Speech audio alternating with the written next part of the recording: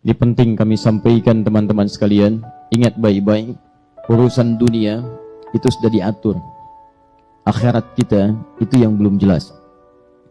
Kami beberapa waktu yang lalu menerima berita postingan dari saudara kami di Kairo di Mesir, menyampaikan sebuah kisah yang sangat indah.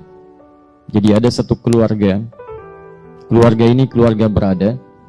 Kemudian ini kisah nyata, ayahnya meninggal, tersisa kemudian istri dan satu anak, mewarisi harta yang cukup banyak.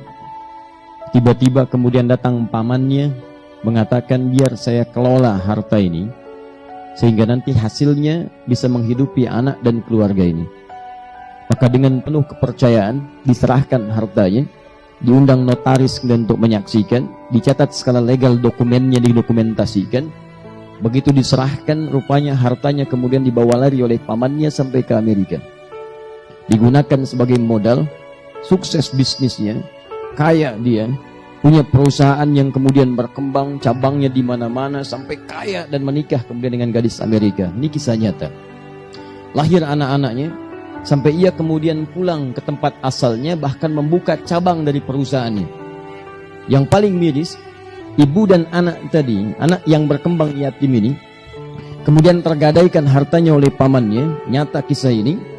Tiba-tiba ingin melamar pekerjaan di tempat pekerjaan pamannya, datang ke rumahnya sampai diusir oleh pamannya. Kamu jangan ada di sini, pergi dari sini. Baik. Apa yang terjadi? Setelah kemudian dia siapkan tempat tinggal yang cukup mewah, ia akan bawa keluarganya dari Amerika, istrinya dan anak-anaknya kemudian untuk datang ke tempat ia kemudian di situ telah bangunkan satu rumah yang sangat indah. 15 tahun berlalu dari peristiwa diambilnya harta itu, telah berkembang selama 15 tahun. Begitu tiba masanya kemudian jadi rumahnya sangat mewah dengan perusahaan aset yang sangat luar biasa banyaknya. Tibalah waktu kemudian keluarga besar di Amerika untuk datang ke tempat ia di situ. Saat datang, disiapkan waktu menjemput, berangkat kemudian ke bandara. Apa yang terjadi? Tiba di bandara dengan selamat, disambut dengan senyuman-senyuman yang paling indah. Di jalan kemudian disewakan mobil yang sangat luar biasa mahalnya untuk menjemput.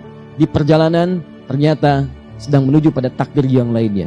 Terjadilah kecelakaan yang besar pada saat itu. Wafat seluruh keluarga ini. Si paman tadi dengan istri Amerika aja, dengan seluruh anak-anaknya, wafat seluruhnya. Anda tahu ketika wafat seluruhnya ini, tersisalah kemudian persoalan yang paling besar. Kepada siapa harta kemudian si paman ini atau si orang ini diwariskan.